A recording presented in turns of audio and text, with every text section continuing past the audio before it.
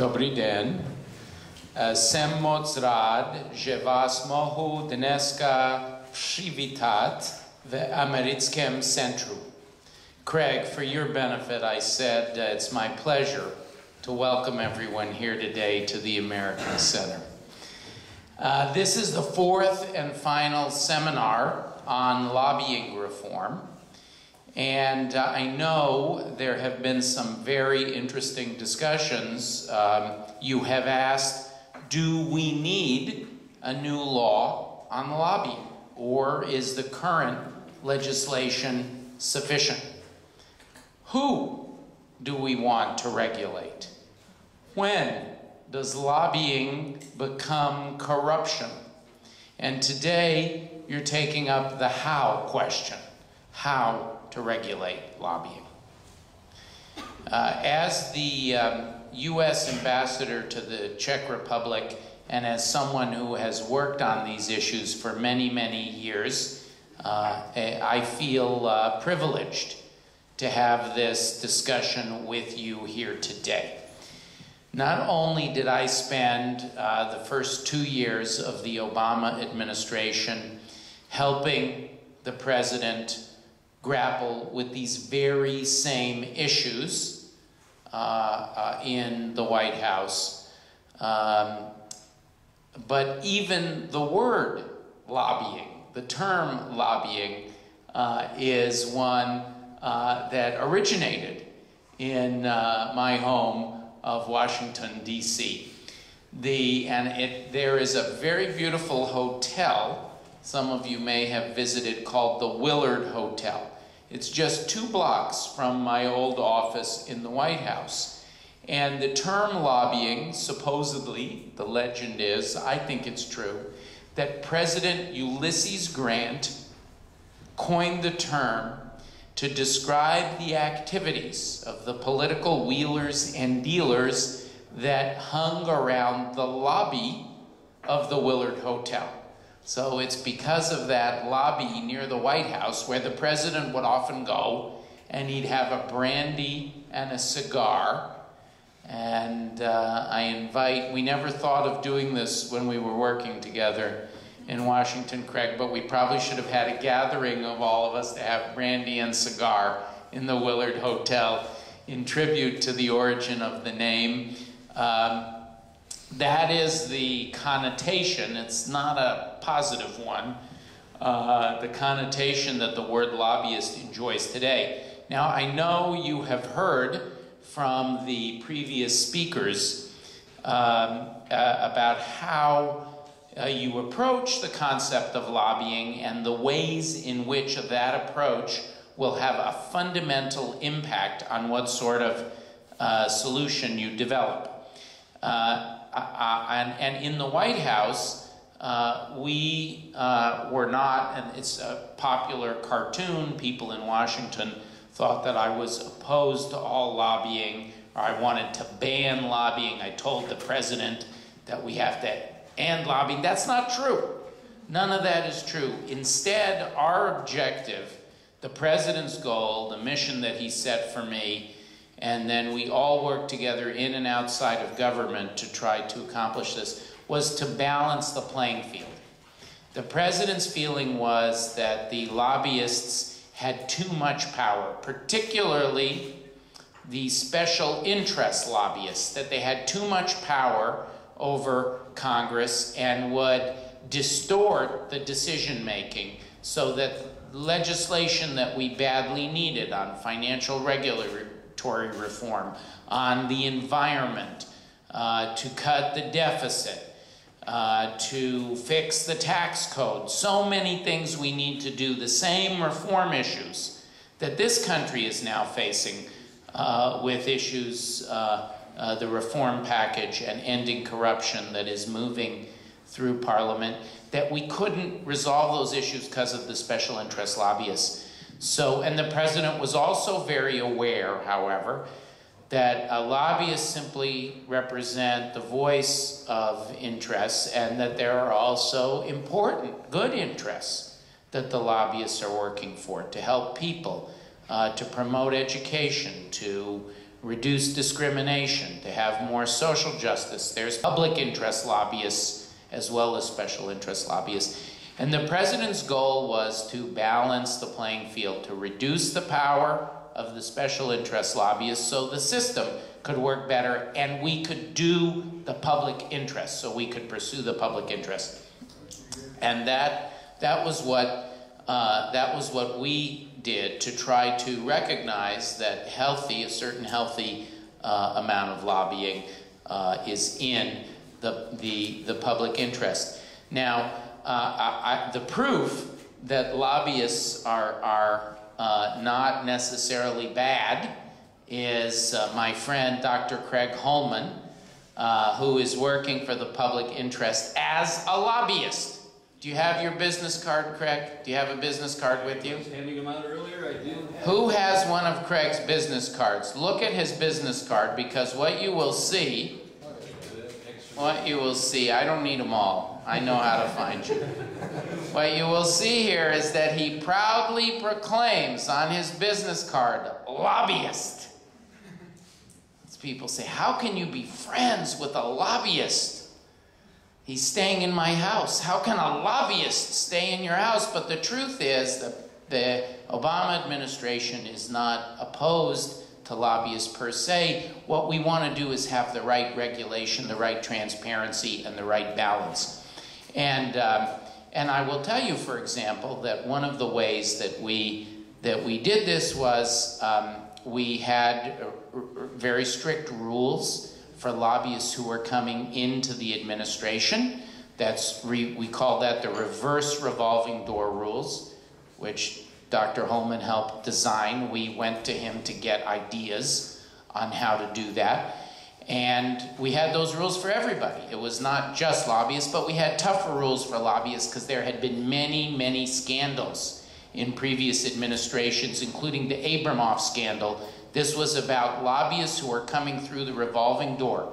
They would come in, work in government on the same issues that they worked on before they came to government, and then they'd go out the revolving door, go back to work on those same issues after they leave government, make a few $1 million, then come back into government again, round and round. So we decided to stop the revolving door, and we issued an executive order, and the president signed it the first day in office, and Craig helped us think it up. I have the pen. The president gave me the pen that he used to sign that. So if you come visit me down the block in the embassy, you can see the actual pen that we used. But that wasn't enough. That wasn't enough just to stop the revolving door. We knew we had to do more. And another very important thing that we did was we focused on transparency and openness. So in probably the thing that we did, I think the most important thing we did to achieve this balance, to control the power of the special interest lobbyists and increase the amount of public interest, decision-making in government, we decided to put the names of everybody who comes into the White House on the internet. The first time in history we had done this. Now, people said, well, why are you putting me on there? I'm not a lobbyist. I don't want everybody to know that I'm coming in and out of the White House. Put the lobbyists on there. My answer was, who knows, and I know you talked about this as one of your topics, who defines what a lobbyist is? Who's gonna make that decision? I'll put everybody who comes in on the internet and let the public and the press decide who is a lobbyist, who's not. We explain why. We put down there why they came into the White House, who they met with, what time they came in, what time they left, even what room they met in.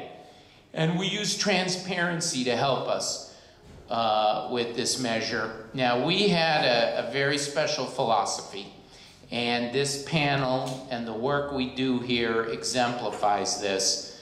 And our work, frankly, with the Respect Institute and the Open Society Fund also exemplifies this. We didn't see any distinction between the people we worked with in government on these issues and the public. So I worked with Craig just the same way I worked with, even though he works for Public Citizen, an outside group, I talked to him, I was honest and open with him, I exchanged ideas, and I took down the wall between the government and the private sector. I worked with business the same way, with the media the same way. We worked together on these issues. And that's the spirit that this embassy brings to our work, to set a new standard where everyone is pulling together. We're taking down the silos and the barriers, and that's what this conference will exemplify for us. So I'm very, very, very pleased that everybody is here. As you can see, I got so excited I didn't look at my script. So I think I can ignore all of this. I will say, however, that's good, I said that. So you see, I didn't need the script. If there's any issue that I can talk about without a script, it's this one. So the notion here is that, of course, that lobbying regulation by itself is not enough. You have to have strong conflict of interest laws. We've talked a lot about anti-corruption and anti-bribery. That's very important. It has to be complemented, lobbying regulation has to be complemented by robust watchdog activities from the NGO sector and from the media. They play a very important watchdog roles. We have to have a strong Civil Service Act to depoliticize state employees. We have to protect whistleblowers. That's very, very important. We have those rules in the United States. For example, even before the president put the new rules in, federal employees in the United States are banned for life from lobbying the federal government on any issue that they played a major role in. And we added to that in the Obama administration to close the revolving door. If you worked in the Obama administration, basically you cannot lobby the Obama administration at all as long as President Obama is in office.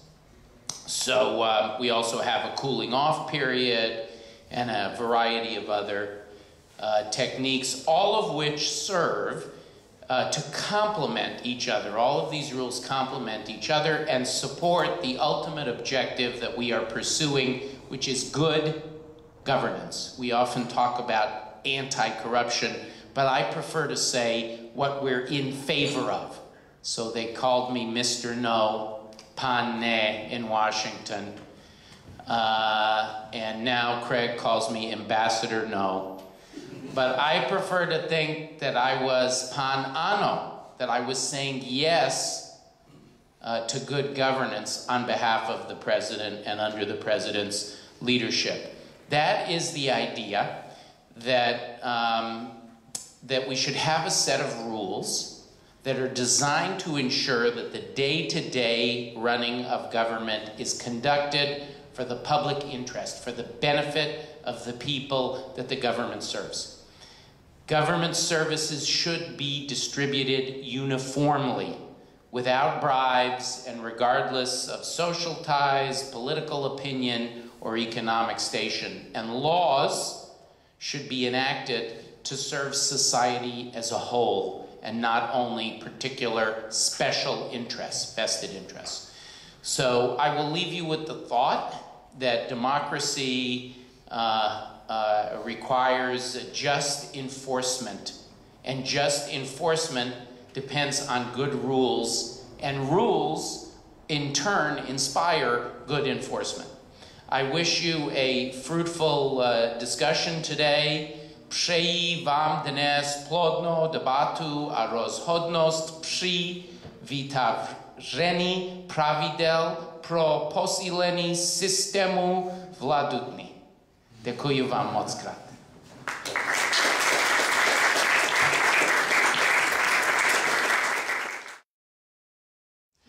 I know you want me to keep my comments very brief here and focus on policy perspectives.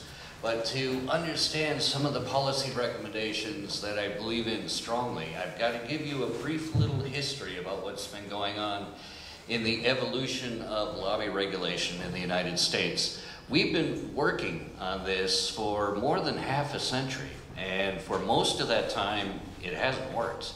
We've done a miserable job.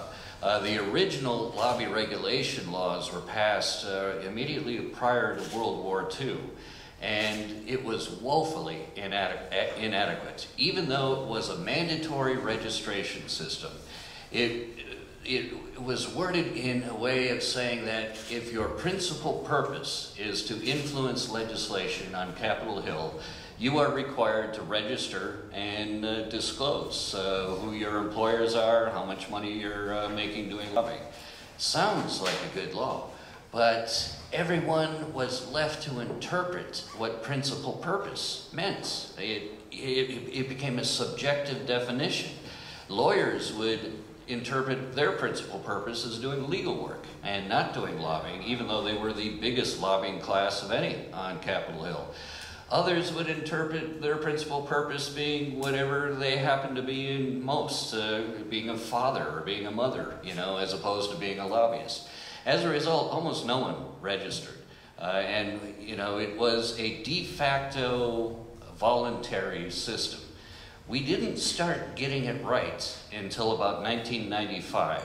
There was a staffer who the ambassador knows, his name is Peter Levine, who came up with empirical measures, objective standards, as to how we define a lobbyist and how we define the threshold to require lobbyist registration.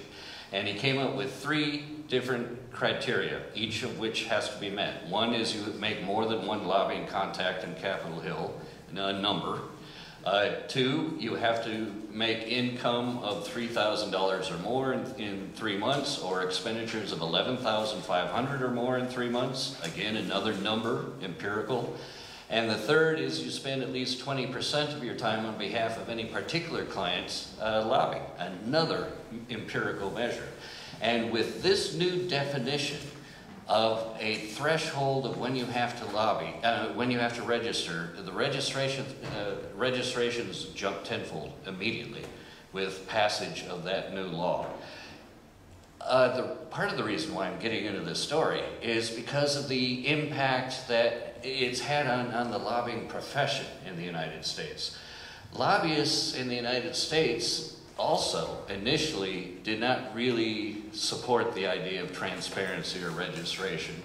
However, once it was passed and it became a mandatory system, lobbyists did register, they did disclose their finances, and in the United States they've grown very accustomed to doing that, to the point where a survey I did of US lobbyists showed that 96% of them said that lobby registration should be mandatory and should include financial disclosures, for instance. So American lobbyists have just grown accustomed to doing this. Now, when I have been testifying in Brussels about the European Transparency Initiative, you know, it was often argued against lobby registration, especially by the heads of the main lobby associations, APACA or SEAP in Brussels, that lobbyists just won't tolerate registration and disclosure. It just violates their privacy rights, it violates their business sense. They just refuse to do it. And it just didn't make sense to me because I knew American lobbyists are perfectly fine with registration and disclosure. So I conducted a survey of European lobbyists to ask lobbyists, professional lobbyists throughout Europe, how do you feel about this? And by the way, this survey was almost foiled because the head of APACA, Jose Lalum, after 2 weeks figured out what I was doing. And he then issued a boycott to all lobbyists in Europe to, you know, not to fill out my survey, but it was too late. After 2 weeks, I got a sufficient response.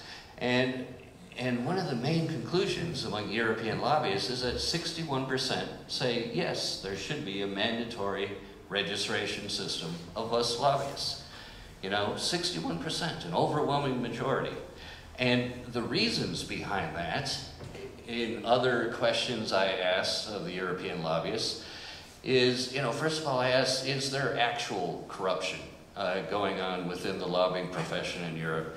And it was sort of a mixed result, with about a third saying they know there is some actual corruption, a third saying it really isn't much of a problem, the other third saying never a problem. Sort of a mixed result. But then when I asked the question, does the public perceive a problem of corruption in the lobbying profession? It all shifted, where the lobbyists said yes, overwhelmingly. The public sees this. That's what they believe. And as a result, that's why European lobbyists and American lobbyists alike understand that to try to fix the profession of lobbying, and not, as the ambassador brought up, not ban lobbying, and the last thing I want to do is put myself out of a job. The way we fix the profession of lobbying is through transparency. And so now I'll quickly, I'm supposed to wrap this up already, I think. I'll quickly get into some of the policy recommendations. First of all, it's got to be a mandatory registration system. With the de facto voluntary system the US had, no one bothers to register. It's got to be mandatory. We're seeing in Brussels, the European Transparency Initiative, which is a voluntary system, only about a third of those who should be registering are registering. So in a voluntary system, you're only going to capture those who have nothing to hide. And that's not the purpose of a lobbyist registration system.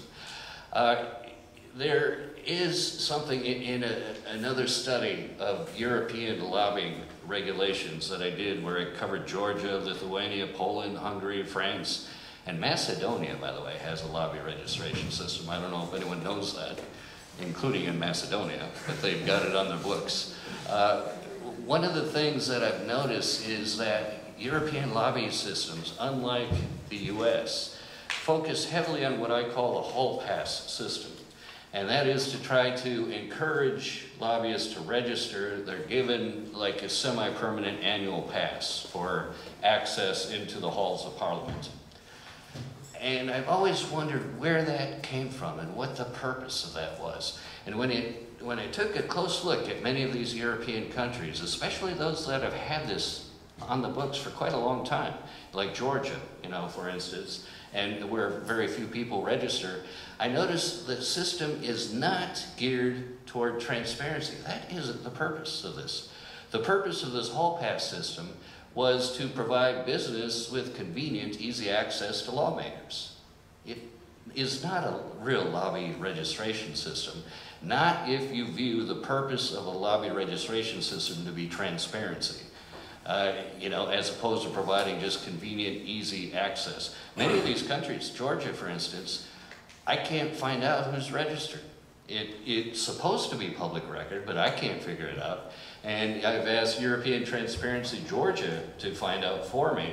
They couldn't find out. They've sent in a FOIA request, and they still haven't got an answer. I mean, that's ridiculous if you have to try FOIA the government to figure out who's a registered lobbyist. That's not the purpose. So the hall pass system has always been not really focused on transparency.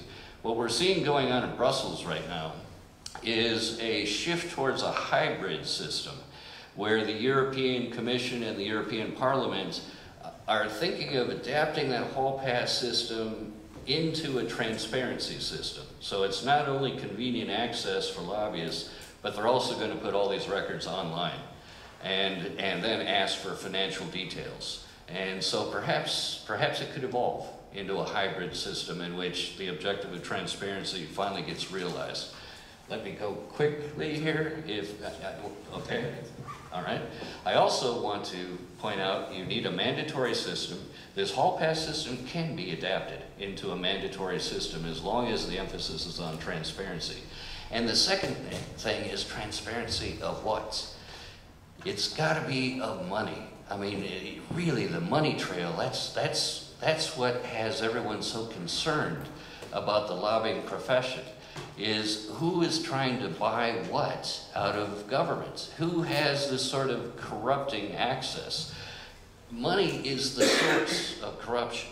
And so in setting up a lobby registration system and a transparency system, it really has to focus on the money trail. That's critical. In my survey of European lobbyists, although they're perfectly willing to accept a mandatory registration system, and they understand it would be good for the profession itself, they're a little reluctant to accept the idea that they have to disclose their income or expenditures. That kind of bothered a lot of European lobbyists. To tell the truth, that's bothered American lobbyists also until they had to do it. Once we all started filing this system, we realized, first of all, we're not giving away business secrets. No one seems to be trying to steal our clients from us. And in fact, many American lobbyists will often get in a competition to try to show that they're making more money than everyone else because they're the big lobbyists on the block. You know, so it isn't something that the lobby profession, once they get used to the idea, finds all that offensive. And when it comes to the purpose of lobby registration, when it comes to the public, it's the money trail that's the most important thing. The profession of lobbying is never going to gain the confidence of the public if they don't open the books on who's paying them and how much money they are spending. The third most important policy perspective that has to be achieved in any kind of lobby registration system is electronic filing and disclosure. We, prior to the Honest Leadership and Open Government Act, which is something that then Senator Barack Obama was instrumental in passing, we didn't really have an electronic filing and disclosure system. Us lobbyists, all us lobbyists, compile all our records electronically on our computer, and then what we do is we download it into paper format and then send it in to the authorities for the registration and disclosure. I talked to someone in the US, Pam Gavin, who handled this, and she would explain she'd get a pile of papers 36 feet high, and she'd have to have 2 staffers go through it. They'd get through 6 inches each day to try to PDF these documents so they could put them back up on the website. You know, well, if you do that, first of all, it's long, it costs money, and third of all, the documents that go on the website are not searchable or sortable or downloadable. They're PDF pictures. So if you don't know what you're looking for, you're not going to find it. With an electronic filing and an electronic disclosure system, that you require lobbyists to take their electronic records and just send it over line. It goes immediately into the database, is immediately converted into an electronic disclosure database, and through an electronic database, it can now be searchable, sortable, and downloadable. And that is exactly what the public needs. You need to be able to search for a particular lobbyist, or sort by who spent more than $1 million lobbying, or download it into your own program so you can manipulate it for your own PhD dissertation or whatever you're working on. The final conclusion is it's good to see something that the US has not yet achieved, and that's an independent ethics enforcement agency. This is a lesson we know in the US that has to be achieved, but we have not gone there yet. We still allow most of the enforcement to be done by members of Congress themselves through their own offices, the clerk of the House or the secretary of the Senate. And as a result, enforcement will be exceedingly lackadaisical and has not yet gained the trust of the American public. I strongly recommend that if you set up a true, mandatory, transparent, electronic filing and disclosure system, go that step further and set up an independent ethics enforcement agency to make sure it's all being carried out. Thanks, I know I went over my time here. What I want to do is, well, what I think is important here is to, when we think about lobbying regulation, to think about the perspective of Czech business people, CEOs, managers, business owners, right? Because it's often these individuals who are financing lobbying activities or carrying out lobbying activities themselves. And I think it will provide us with a little insight on where to go. So keep in mind my perspective will be very general, but hopefully we can generate some ideas from it. I thought it was important because when I look at research done on Czech Republic, there's a lot of interesting stuff on lobbying, but still not quite enough. And so my starting point in research is generating survey data. And in particular, what I've been doing in the last couple of months is implementing a really large survey that I call the Czech Business Environment Survey, which is a large representative survey of Czech executive managers and business owners in 3 core industries: manufacturing, which means really manufacturing almost everything, construction industry, and energy industry, including natural resources, okay? And I'm interested in their experiences and views towards lobbying, lobbying policy, corruption, anti-corruption policy, and so on. I wanted the design to be really rigorous because I think it's important methodologically so that the research is taken seriously. And so I modeled the survey on World Bank enterprise surveys. It's a long survey, relatively, 90 questions, 25 minutes long. It's a face-to-face standardized interview, so it's really expensive and kind of complicated to carry out. I had a public tender on it, Focus Marketing implemented it, and I just got the data back, and it looks very promising. Okay, so what is this? So I have a survey now of 810 managers and business owners. It's actually split roughly in half because small Czech companies usually don't have CEOs, right? They have owners. So 810 executives in the manufacturing, construction, and energy sectors divided in that way. The survey is representative from the point of view of the size of the firms within those respective industries. It's representative by region, as well as by the size of the community within which those businesses are located. Yeah? So the data I have right now is not weighted, but it will be. But the point being is that this is really the first and the largest representative survey of Czech managers, CEOs, and so on lobbying. Yeah? And just to give you a sense, the revenues of the companies that are being surveyed here have a combined annual revenue, because I have this information, of 147 billion Czech crowns, which is equivalent to about 5% of Czech GDP. So this is we're talking about a lot of important companies here. All right, I hope it can all be visible. So I want to show you some of the things. So first thing that interested me, of course, is we really didn't know so much how much of lobbying takes place in-house versus through external agencies. And I was surprised by this. Clearly, 64% of lobbying within these industries is actually done in-house. A relatively small percent, 1% is through regular use of agencies, 12% occasional use, so 13% altogether. You have 21% of companies in these industries that don't lobby at all. And what's, I think, also interesting from the point of view of the internal capacities, the in-house lobbying, it's basically done by CEOs and top management. Lawyers play a relatively minor role in this, okay? And others. So I think this would be particularly relevant when we look at, let's say, lobbying at the local level, right? It's really managers themselves who contact officials rather than agencies. Okay, patterns of communication. I have lots of data on this. I just want to show you or contrast two issues. So what you can see is that when you look at personal meetings, that is when lobbyists or these CEOs meet directly with politicians and public officials, quite a bit, you have 47% in the energy industry regularly contacting public officials, 47%. And it declines, of course, with the other industries, but it's quite significant. You have basically the majority of companies in these industries lobbying personally, either regularly or occasionally. And email communication is really important as well. So when we think about lobbying, how we're going to go about trying to regulate it, we have to keep in mind that it's not only the personal contacts and other various occasions and golf and blah, blah, blah. It's also email, and we need and informal communications, phone conversations, and that has to also be captured by the regulation.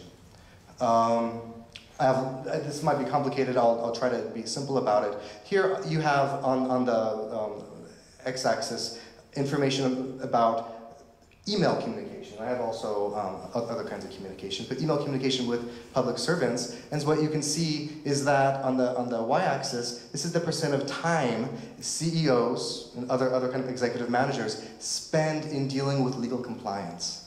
Yeah? And what's really clear is that more time these firms are spending in legal compliance, that is, having to deal with Czech laws and regulations, more they're lobbying. Yeah? It's really typical in these kinds of surveys to simply ask the manager, why do you lobby? I actually think that kind of approach is biased because usually they say because we're providing expertise, not the real reason. And so you should ask the questions separately and then show the correlation. So here you can see there's pretty strong correlation that what we're talking about is a legal problem, and also that lobbying is partly about overcoming bureaucracy from the point of view of these managers, and I've seen this a lot with the data so far. Same thing with the personal meetings, although to a lesser degree, right? More time the managers are spending with legal compliance, more time they're needing to spend lobbying public officials. And by the way, when you ask these kinds of questions in a survey, you don't say, are you lobbying, or how much time you're lobbying. You have to formulate the question in a more unbiased way, because lobbying, the term itself, as we know, is very, very negative, has a very strong negative connotation. And so what I do is I talk about communication with public officials and politicians. So komunikace s politiky a veřejnými úředníky, something like this. Yeah, which is a relatively fair way of going about it. Okay, is also interesting to see, which really surprised me, is that when I looked at various associations, for example here, the personal meetings that CEOs would have with politicians and public officials, the size of the firm doesn't seem to matter much.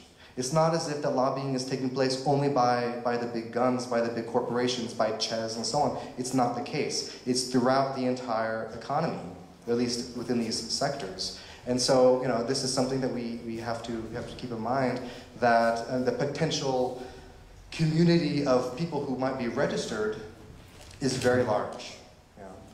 Maybe in some areas, particularly in the blue, which is in manufacturing, it's the larger companies with larger revenue who seem to be meeting with politicians more regularly. But when you get down to construction, it doesn't matter, and in the energy sector, the data is too inconclusive to say. Yeah, so basically, size doesn't matter. Yeah, this is a phenomenon that's spread throughout the Czech economy. Public register of lobbyists, and I think this is very important, and it goes back to something that was said earlier about that there can be broad support by lobbyists and business representatives for lobbying regulation. So here I break down the data by manufacturing, construction, energy. I also did a public opinion survey by citizens and their view. And so the question is this: to what degree are you for or against a public register of all people who regularly communicate with politicians, public officials, and that this thing should be established? And really the majority of CEOs, managers, owners in these industries are in favor. Yeah. Sometimes we've been hearing doubts, questions, during our roundtable talks, questioning, whether it's worth it. I think it's very clear that the Czech business community wants it, across different sectors, including in not only in these sectors, but also by citizens as a whole. You have a clear majority. Yeah. One thing that's important is that you have a lot of people, as well as managers in the middle, who are neither for nor against. In my view, this really indicates that there's lack of information, lack of debate. People don't know.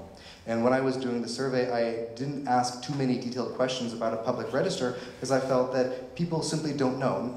Managers don't know what it is. And if you ask all these too much detail, the data I don't think would be too trustworthy.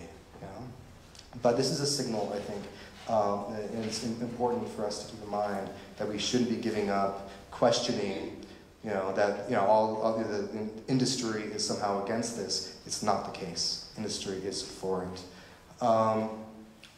And one thing that's also interesting is, so that was just about the idea of a register of lobbyists. I also asked questions about other ways of regulation. Here's an example.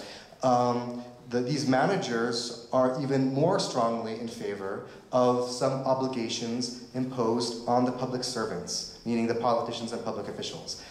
So the question was, to what degree are you for or against the sentence that politicians and public officials should be required to make public the names of the individuals and firms with which they communicate. Very simple. Required, so this is obligatory. Same thing with the previous question, obligatory. Politicians should somehow, this is not in detail, but should be required to somehow make that information public. Clear majorities, right, across the industries as well as among Czech citizens. Yeah? Maybe we can say that part of the reason why they might favor this more than the register is because it places the administrative burden more on the politicians as opposed to them. But it also indicates that, that this is something that should be done. And we need to think about how to go about it. I think a lot of our concern from our conversations is that by putting an obligation on politicians, there's a risk that a lobbying bill won't be passed because maybe some politicians will be personally opposed to that. There'll be infringement on their own personal freedoms. And so this really requires a lot of debate. It's something that could be introduced in a proposed legislation that, depending on political support, could be removed. But it's something that we should really take seriously, and I think it's on the agenda for this afternoon. Almost done here. Okay, so again, support or opposition to a public register. This issue, does not depend on the firm size. It's not as if the huge corporations are somehow against and the small little fry, the small companies are for regulation. It's not the case at all. When you look at, for example, these are by revenue. So I'm talking about companies with small revenue, companies with big revenue, yeah, on the y-axis. And what you can see, for example, in the construction sector is that across the board, the views for and against regulation does not depend on the size of the company. Okay, so when we go back here, where is it? Here, it's public register. Who exactly is in favor? It's of course we're talking about around 50% plus or minus, but it's cross-cutting throughout the economy. It's not just the big companies or just the small companies. It's really a lot of managers across all of these companies. Yeah? And so in terms of building coalitions, thinking about how, to gain feedback and so on, I think this is important for us to keep in mind. Last thing, it's unfortunate that the ambassador is no longer here because he's really an authority on business ethics. And, some of the questions I asked in the survey was, why, what are the benefits of regulating lobbying? And one of the most interesting things that came out was that these Czech managers believe that it will be beneficial to enhancing the business ethics. I think we all know this is a huge problem in this country. So the question was, to what degree do you agree or disagree? Regulating the way firms communicate with politicians and public officials would support ethical business practices. Yeah? And so the majority there says yes, it would rather agree or strongly agree that this will or can enhance ethical business practices. And it's important because the current work on business ethics is not obligatory. These are voluntary mechanisms that are going on. These associations and campaigns led by, let's say, the American Chamber of Commerce. These are not obligatory. Register of lobbying can be, and it's one of the very few ways you can actually use legislation to promote business ethics. Yeah. And so when we talk about, okay, what is the point? Why should we regulate? It's not only about the transparency, right? It's also about the transformation of the business culture, and that's not simply from my point of view, it's from the point of view of those managers as well. Okay, I think the last thing, what I was trying to find some associations between how managers thought of corruption and their views towards lobbying. And this was really difficult in part because corruption in this country is so widespread. Everyone thinks that corruption is rampant, and so you can't find strong associations here. But if you separate the managers into those for a register and not a register, and you ask the question, how much are the following issues, corruption being one of these issues, the last one, how are these issues an obstacle to the regular operations of your firm? A lot of the managers who say corruption is not an obstacle are against the register, right? They're kind of free marketeers, as it were. But as you go with the people who are for the register are those that increasingly find corruption as an obstacle, all right? And so, yes, lobbying is different than corruption, but the problem of corruption, which is really the context of the business environment, right? That's the business environment that we're working in, corruption. It's probably the case that managers see regulation of lobbying as a way to fight that. You know? So, recommendations, these are very general, but I think that they can be drawn out from these empirical observations. Okay, so more Czech companies are for the regulation of lobbying than against it, period. Yeah? And that's regardless of various characteristics of firms, whether they're small firms or big firms, whether they're in Prague or in Karlovy Vary, it doesn't matter. We should take this as a call to move forward, and I take that very seriously because I felt that in the last expert roundtables, we haven't been moving forward so much. You know? And so I hope that we can do that. Czech companies see lobbying regulation as furthering business ethics. So and this is important. We should try to think of the regulation of lobbying from the point of view of the market. Yeah. Yes, democracy requires transparency, but so does market competition. Yeah. The competitiveness of the economy requires fair competition. Yeah. Or kind of fair interactions, not economic influence gained through money. Per se. So that's important for us to consider. One thing that I didn't show you, but I've been looking at already, is a lot of the financial data. And according to what the managers are saying, I don't know how much it's reliable, so you can take it at face value. But it seems like most of these companies are spending less than 1% of their annual revenues on lobbying. Yeah, we're almost done. Okay. So it's the actual spending on lobbying, both internal, in-house, as well as external, is not that much. Yeah, in that way, lobbying is kind of like, as they say in economics, cheap talk. But nonetheless, we should move forward, I think, towards financial reporting. Not because billions and billions and billions is spent on lobbying, but because I think this can enhance a culture of transparency and good governance. Yeah, it's good to know how much is being spent, even if it's only a little bit by some. 2 more slides. Okay, so we should take seriously the view that reporting obligations should also be placed on public servants. Yeah? Why? Because public servants face a crisis in public legitimacy. We know this. They have a crisis in trust, a crisis in democratic accountability. It's important for citizens to see who they're meeting with and through this kind of mechanism, build trust in them. Yeah? And I think that citizens here place ethical burden on public servants. We care about what our politicians do. We don't care so much about what this and that manager does. What matters is our ministers, is our members of parliament, and so on. Okay. Of course, this might kill the bill if there are these kinds of obligations, but it's something that we should really think about. Last slide. Since the great majority of lobbying is carried out directly by companies themselves, we need to maintain a very broad definition of lobbying. We can't simply restrict ourselves to some narrow definition. I think that's very obvious.